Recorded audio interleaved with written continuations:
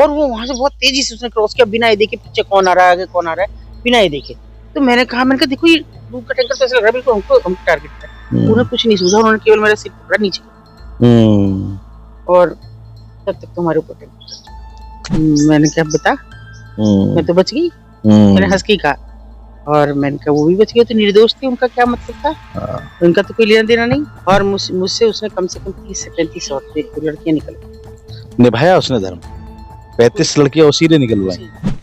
562 लड़कियों के रेस्क्यू का किस्सा तो आपने अतुल जी से जाना। आप वो जानने की कोशिश करते हैं कि जहां पर एक वक्त ऐसा था जब इनकी जान पर बनाई थी, और बल्कि एक ऐसी जगह से लौट के आई, मौत को जो है धोखा दे के वापस आई। अतुल जी क्या कहानी है वो, कैसे, पहले तो ये बताइए, जब रेस्क्यू करती थी, लड़कियों को निकालती थी, कितना दर्द और कितना पीड़ा, कितनी मुश्किलें वहां पे हुई, क्योंकि कानून भी है वहां पे, वो जिनको ब्रोकर कहते हैं, दलाल कहते हैं, वो भी क्या था वो पूरा किस्सा बताइए।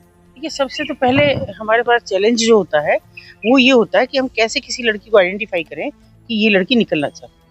अच्छा, कैसे करें, ये चैलेंज है अपने आप में। बिल्कुल चैलेंज है। मैं रेड नहीं करती हूँ, उठाया सारी लड़कियों को, उठाया और मजिस्ट्रेट के यहाँ पेश करवा दिया। मैं उस लड़की को निकालती हूँ, इसलिए मेरी कभी फेल नहीं हुआ कि जो वाकई में अपना घर बताया मुझे, मेरे से बात करे और निकलना चाहिए बस। तो उसके साथ आई कांटेक्ट के जरिए पहले संपर्क साधना, फिर कभी कभी छूना, छू के निकल, एहसास कराएं कि हम तुम्हारे, कभी हल्के से यहाँ छू दिया, या कभी यूं निकलते हुए ऐसे कर लिया, भले वो कसमसा के हट। ये साइन थे, मतलब ये साइंस थी जिससे उनको लगे कि ये हमको सिग्नल दे रही हैं कि हमारी हैं। क्यों भरोसा करें, बड़ा लंबा समय 2-2, 3-3 महीने मुझे लग जाते थे एक बच्ची के पीछे। और क्योंकि वो क्यों भरोसा करें, कोई भरोसे वाला ही तो वहाँ बेच गया। किसी के प्यार में, किसी के जाल में फंस गई तो यहाँ तक आ गई। तो फिर मुझे जरा सी हल्की सी मुस्कुराहट कभी किसी के, जैसे मैं अचानक पहुंची तो मैं उन लड़कियों से फिर ना निगाहें फेर, जिसको मैं टारगेट करती हूँ मैं निगाह फेर लूँ, लेकिन अगर मैं हल्की सी मिल गई और उन्होंने मेरी तरफ कुछ उल्हाने से देखा या हल्का सा मुस्कुराहट दी, मैं समझ जाती हूँ कि ये लड़की निकलेगी। और बस फिर हमारा काम ये होता था कि जो सबसे मुश्किल काम होता है वो ये होता है कि मैं हमेशा छोटी छोटी पर्ची अपने फोन में, मैं भी और मेरी वॉलंटियर्स भी, महिला वॉलंटियर्स ही सब, जेंट्स नहीं जाते, मैं एक छोटी छोटी पर्ची अपने फोन नंबर्स की रखती हाथ में, बिल्कुल इतना सा बना के। तो मुझे लगा कि अब लड़की बात करेगी तो वैसी हथेली ले ली हाथ में। मैं जानती हूँ मेरी भी पसीने में भीगी हुई है, उसकी भी पसीने में भीगी, हमें मालकिन से बचना है, और कस के ये कहना और फिर उसकी मुट्ठी बंद करना, ये एहसास करा के तब तक नहीं छोड़ना कि कुछ है हाथ।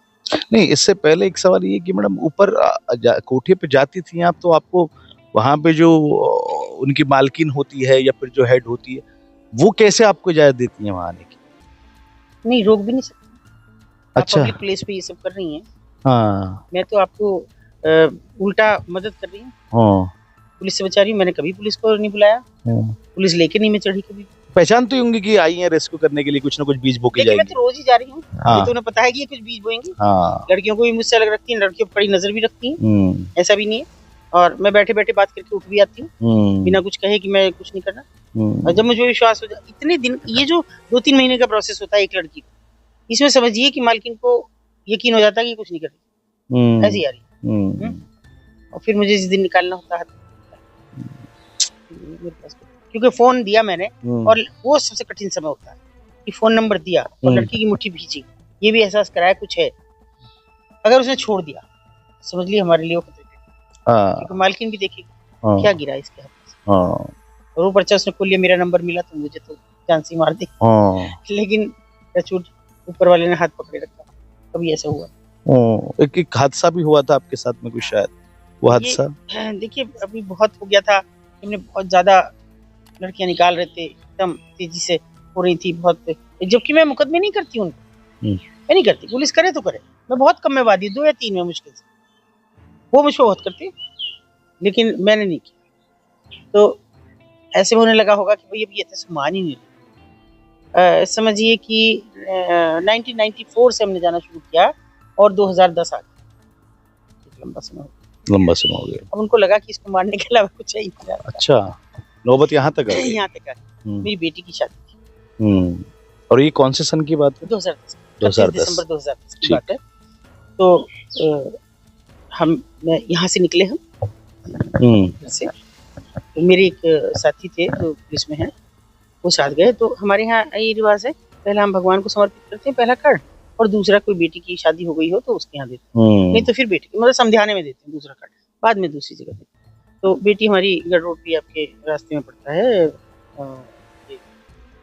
इसको डेरियो हसनपुर के सामने।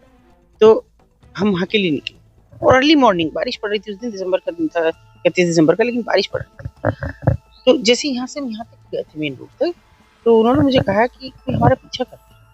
मैंने कहा यहाँ कौन पीछा करता है, मेरे गाँव में कौन करेगा? नहीं मुझे लग रहा है, ये तो पुलिस ही नजर है। वहाँ से निकले हम, तो एक बीच से रास्ता पड़ता है यहीं से जो हमें सीधे काली नदी पे निकालता है, नोबल स्कूल है वहाँ पे निकालता है। कूड़ा कबाड़ पड़ा हुआ है काफी, वैसे तब नहीं था।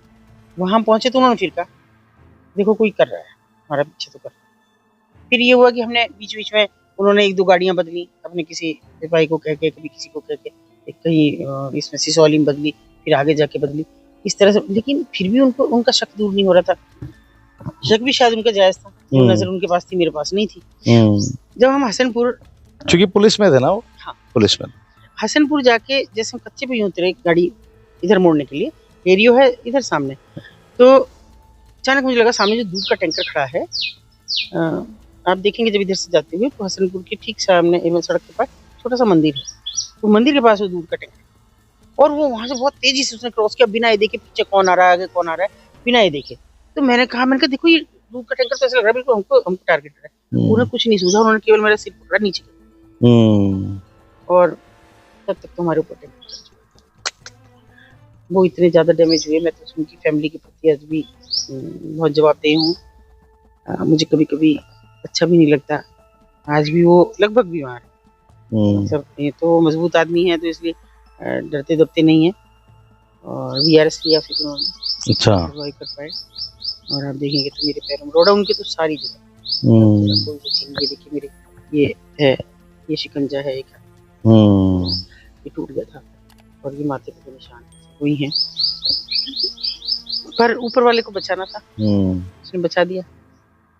और तब तक मुझे होश नहीं आया था, तो हॉस्पिटल में मेरे साथियों ने, अब हमें नहीं पता हमें कौन हॉस्पिटल लाया, कौन कहाँ हमारे एक साथी ने कहा कि वो आया था, तो मैंने कहा क्यों आया था? कहा था बस बेंजी सी बात करनी और कुछ नहीं। तो फिर चूंकि घर आ रहे थे, अब हमारे यहाँ थोड़ा वो होती हैं तो अंदर आने का नहीं होता मर्दों का, कि बैठक हमारी जैसे बाहर दरवाजा, तो मैंने बैठक में उस बेड पे ना सब वो लगवा दिया था कि मैंने तुम्हें ही लगा दो, और इधर का दरवाजा बंद, जिन्हें आना है वो इधर से आए। तो सारे स्टाफ तो यहीं इसी काम कर रहे थे। जैसे मुझसे एक ने कहा कि बाहर वो बैठा है, जहाँ सोफा पड़ा है वहाँ वो बैठा है, कह रहे एक बार मिलवा। वो मतलब ब्रोक करना, हाँ देखिए वो का मतलब मैम का है ब्रोकर, जो वहाँ पे कोठे पे रहा करता है वो वहाँ का। तो मैंने कहा बुला लो, बोले क्या बात कर रही है, बुला लो, सब नाराज होने लगे। मैंने कहा बुला लो भाई, अपने घर आए को नहीं अपमान कर, बुलाओ अंदर। वो आया और आगे सीधा मेरे पैरों के पास बैठा, तो मैंने क्या बता, मैं तो बच गई, मैंने हंस के कहा, और मैंने कहा वो भी बच गए, तो निर्दोष थे, उनका क्या मतलब था, उनका तो कोई लेना देना नहीं। तो बोले मुझसे गलती बहुत बड़ी। मैंने कहा मेरा एक्सीडेंट कराया तूने, मुझे मुकदमा करा दो। मैंने कहा आगे बढ़ा तो शेर ने भी नहीं कहा, मैं तो इंसान हूँ। मैंने कहा नहीं कराऊंगी। फिर उसने एक धागा निकाला, मेरी बांध दो। मैंने कहा सुन, तू जानता है इस धागे का मतलब? बोले क्या हुआ, मैं अगर मुस्लिम हूँ तो मैं जानता नहीं। मैंने कहा चल, सबने मेरी तरफ को इधर को मुंह करा, इधर को उंगली, परिवार वाले नहीं, स्टाफ के, अच्छा स्टाफ के, इधर को उंगली हिलाया, उधर कोई आंख निकाले कोई, मैंने कुछ नहीं सुना किसी, मैंने उसको धागा बांध दिया। मैंने कहा सुन, अगर निभाएगा नहीं थप्पड़ लगाऊंगी घर आकर, जरा देख के देखो। और मैं आपको बता दूं, मुझे कोई संकोच नहीं कहने में, जो महिला उसके साथ वहाँ रहती थी, मतलब जिसके साथ वो रहता था, मैं उसको भी भाभी बुलाती, आज तक मैंने, तब तक मैं उसका नाम लेती थी, जिस दिन से मैंने उसको धागा बांधा मैं उसको भाभी बुलाती हूँ। और उसके परिवार की तो, उसकी बीवी को तो बुलाती हूँ, आज वो नहीं है। और मुझसे उसने कम से कम 30 से 35 औरतें लड़कियां निकल, निभाया उसने धर्म, 35 लड़कियां उसी ने निकलवाई। अगर मुझे कभी बाजार में देख लिया, मैं पैदल जा रही हूँ, ऑफिस जा रही हो, मैं कहीं घर जाऊंगी, मेरा मायका ही है, घर जाऊंगी, रुको मैं रिक्शा कर रहा हूँ, पैदल में जाओ। मैंने कहा 2 कदम भी तो है, ना ऐसे नहीं जाऊंगी, बैठा के रिक्शा में उसके पैसे दे तब हो जाए। हुआ एक अंदर से एहसास हुआ। हाँ, उसे एहसास हुआ कि मैंने तो मुकदमा नहीं कराया, हम्म क्योंकि उसने तो मुझ पे बहुत कराया। लेकिन अच्छा काम कर गए वो, 35-36 लड़कियों को निकलवा के। निकलवा। चलिए देखिए, अतुल शर्मा से लगातार बातचीत चल रही है हमारी। अगले पार्ट में आपको उन लड़कियों की जिंदगी के बारे में बताने की कोशिश करेंगे जो उस दलदल में फंसी हुई है। तो अगला पार्ट देखना मत भूलिए।